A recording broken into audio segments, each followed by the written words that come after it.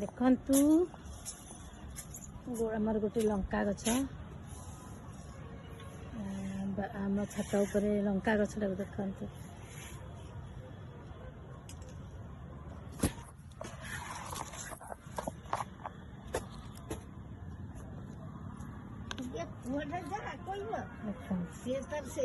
आउ जो कहूली 1.5 फुटिया कदली गछ देखते एबे हब कदली कांदी हवा टाइम हेलानी आउ मासे बधे मासे पाखापाखि भितर कदली कांदीटा पड़ो देखु मुझे कहूली आपण मानू 1.5 फुटिया कदली गछरे कदली होची एटा होची से कदली गछ तू केइटा कांदी काटिचु दीटा तू 2टा काटिचु मु आगु गोटे काटी 3टा कांदी किंतु विश्वास करना लोक मैंने गछरे कदली होची एथर हेले वीडियो करी तुमको देखियो जेमति निश्चिंत समस्त को जय जगन्नाथ आज आम छात्र अच्छु सकाळु सकाळु छातर एबे फूल तोड़ा हो नहीं मो सासू एक्सपार्ट कर जाइछन्ती तो ठाकुर पूजा होनी देखंतु केते प्रकार मो छातर फूल होईची आपण मानक देखौची देखंतु आज छातर केते प्रकार फूल फुटुची जेहेतु शाशुंकर डेथ होती तो पूजा हो ना तो से कि गछरे सबू गछरे फूल नागिकी रही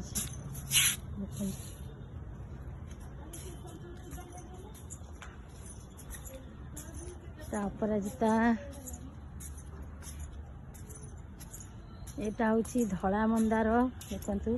फुटी और कढ़ भी सब गछरे नागिकी रही अपराजिता ये गोटे मिनी मंदार देखंतु केते छोट छोट ये मंदार मिनी मंदार बहुत सुंदर लगे फूल गोटे तो कोली होईची देखंतु मो बरकोली गोटे होईची देखंतु गोटे बरकोली होईची एटा मु लगेइची पूजा करिवा पई की छाତରେ लगेइची कोउठी जिबी बरकोली पत्र आनिया पई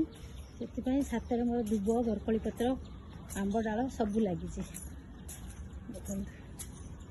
एबे छाତରେ पूजा होनी बोली केते फूल फुटुची देखंतु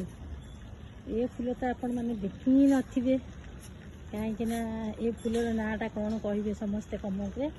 आपण तो गाँव रे फूल अच्छी कि नहीं टिके देखिए फूलर नाटा कौन कहे आ गोटे ये फूलर ना कौन कहे टिके देखंतु सबू गछरे फूल बर्तमान होती छाତରେ तुला होनी बोली आपण मैंने भावुवे दीदींकर शाशु शशुर परिवार थिला किंतु दीदी केबे देखांती हाँ सत कथा यहाँ कि मोर समस्ते थिले कि समस्ते अछंती भी किंतु मो सहित कई नाहांती मुझे 15 वर्ष होती मत से मो शशुर बोहू करके नहीं किंतु मत बेसी दिन सी पाखे आश्रय दे नथिले जेहेतु मु गरीब घर झील थी मो शाशु को बहुत सारा यौतुक दरकार थिला तो भाग्यर विडंबना मो बाहाघर वर्षे पर से घर मत बाहर कर दिया जाइथिला जानी थे 13 अष्टम नवम पढ़ुली मोर मैरेज करते बापा तापर 10th ही मोर झील होता झील भी गर्भरे थिला मुझे घर छाड़ी आज की पाखापाखि 35 वर्ष है मुझे घर छाड़ी घर छाड़िला परे भी समस्ते आसुले कि समस्ते मो सहित भल संपर्क थिला किंतु 2005 पाखरु आउ सब संपर्क आम भीतर विच्छिन्न हो जाइतला कहीं ना से कथा कहवाक भी मत इच्छा ना कि कहवाक भी मैं चाहूनी तेणु दीर्घ 25 वर्ष पर पुणी आमको खोजुंट मो छुआ मान खोजुंट 3टी पिला मोर आपण मैंने समस्ते जानते 3टी पिला को गोटे माँ नहीं मनीष करवा केते कष्ट आजिकल दुनिया रे तो से कहीं खोजु नथिले जदि भी खोजुले जी भी जहाँ खोजुले सबकि उद्देश्यमूलक थिला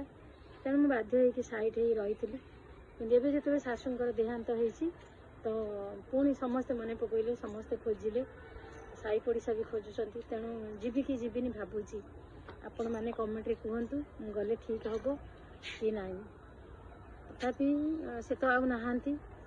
भगवान करंतु तांको आत्मा को खुशी रखंतु जोड़ी भी अच्छा शांति रखंतु से तो चली गले आउ से कथा कहीकि भी किसी लाभ ना ମୁଁ ଆଶା କରୁଛି ଭଗବାନ ତାଙ୍କ ଆତ୍ମାକୁ ଶାନ୍ତି ଦିଅନ୍ତୁ, ସେ ଖୁସିରେ ରୁହନ୍ତୁ, ଆଉ ଅନ୍ୟମାନେ ଯେଉଁମାନେ ବି ଅଛନ୍ତି ସମସ୍ତେ ଖୁସିରେ ରୁହନ୍ତୁ। କିନ୍ତୁ ଗୋଟିଏ କଥା ମୁଁ ଏଇ ଭିଡ଼ିଓ ମାଧ୍ୟମରେ କହିବି ସମସ୍ତଙ୍କୁ, ଯଦି ପ୍ରକୃତରେ ଆପଣମାନେ ଗୋଟେ ବୋହୂ କରିକି ଆଣୁଛନ୍ତି ତାଙ୍କୁ ନିଜ ଝିଅ ପରି ଦେଖନ୍ତୁ, ତାଙ୍କୁ କେବେ ବି ଅବହେଳା କରନ୍ତୁନି। ଆଉ ଆଜିକାଲି ତ ଗୋଟେ କଥା ମୁଁ କହିବି କି ସେତେବେଳର ଦୀର୍ଘ 35 ବର୍ଷ ଅଲଗା କିଛି ଥିଲା, ଆଉ ଆଜି କିଛି ଅଲଗା ଥିଲା। କାହିଁକିନା ସେତେବେଳେ ଆମେ ଶାଶୁଙ୍କ ସାମ୍ନାରେ ଛିଡ଼ା ହେଉନଥିଲୁ, ଶାଶୁଙ୍କ ସହିତ କଥା ହେବା ତ ଦୂର କଥା, ଯୁକ୍ତିତର୍କ କରିବା, ଝଗଡ଼ା କରିବା ତ ଦୂର କଥା, ତାଙ୍କ ସାମ୍ନାରେ ବି ଛିଡ଼ା ହେଉନଥିଲୁ। ଯାହା ବି କହୁଥିଲେ, ଯାହା ବି ଟର୍ଚର କରୁଥିଲେ ଆମେ ମଥା ପାତିକି ସହିଯାଉଥିଲୁ। ଆଉ ସହିବା ସବୁ ଇଏ ପରେ, ସହିବାର ପରେ ଯେତେବେଳେ ଆମକୁ ଘରୁ ତଡ଼ି ଦିଆଯାଇଥିଲା ତା ବି ଖୁସିରେ ଆମେ ଖୁସିରେ ତାକୁ ବରଦାସ୍ତ କରିଥିଲୁ। କିନ୍ତୁ ଆଜିକାଲିକାର ଝିଅମାନେ ଯାହା କରୁଛନ୍ତି ତ କହି ତ ପାରିବିନି, ଆପଣମାନେ ନିଜେ ଦେଖୁଛନ୍ତି ବହୁତ ଆକାଶ ପାତାଳ ଫରକ। ଯେ ଦୀର୍ଘ 35 ବର୍ଷ ତଳର ଗୋଟେ ଶାଶୁ ବୋହୂର ସମ୍ପର୍କ ଆଉ ଆଜିକା ଶାଶୁ ବୋହୂର ସମ୍ପର୍କ ବହୁତ କିଛି ଫରକ। ଆପଣମାନେ ଭାବୁଥିବେ କି ନାଇଁ ଦିଦି କାହିଁକି ଶାଶୁ ଘରେ ରହୁନଥିଲେ, କ'ଣ କରୁଥିଲେ? ଦେଖନ୍ତୁ ମୁଁ ସେତେବେଳେ ବହୁତ ଛୋଟ ଥିଲି, ବୋଧେ ମୋତେ 15 ବର୍ଷ ଚାଲିଥିଲା ଯେତେବେଳେ ଘର ଛାଡ଼ିଲି ଶାଶୁଘର, ମୋତେ 15 ବର୍ଷ ଚାଲିଥିଲା। ତେଣୁ ମୁଁ ଭଲ ମନ୍ଦ ବି ଦୁନିଆରେ କିଛି ଜାଣିନଥିଲି। ଆଉ ଏ ଦୁନିଆରେ ମୁଁ ଆଜି ଆସିକି ମୋତେ ପାଖାପାଖି 49 କି 50 ହେବ। ମୁଁ କେମିତି ଅଛି, କେମିତି ବଞ୍ଚିଛି ସେଇଟା ମୁଁ ଜାଣିଛି। ଆଉ ମୋ ପିଲାମାନେ ବି ଜାଣିଛନ୍ତି କେତେ କଷ୍ଟ, କେତେ ଲାଇଫ୍ରେ ଷ୍ଟ୍ରଗଲ୍ କରିକି ଆଜି ଏଠି ଆସି ପହଞ୍ଚିଛନ୍ତି। ତେଣୁ ଏମିତି ଭଗବାନ କାହା ସାଙ୍ଗରେ ନ କରନ୍ତୁ କି ଏମିତି ସମ୍ପର୍କ ଭିତରେ କେବେ ବି ତିକ୍ତତା ଆଣନ୍ତୁ ନାହିଁ। ଯାହା ବି ହେଇଛି, ମୁଁ ଆଜିକା ଯୁବପିଢ଼ି, ଆଜିକା ଝିଅମାନଙ୍କୁ ବି କହୁଛି,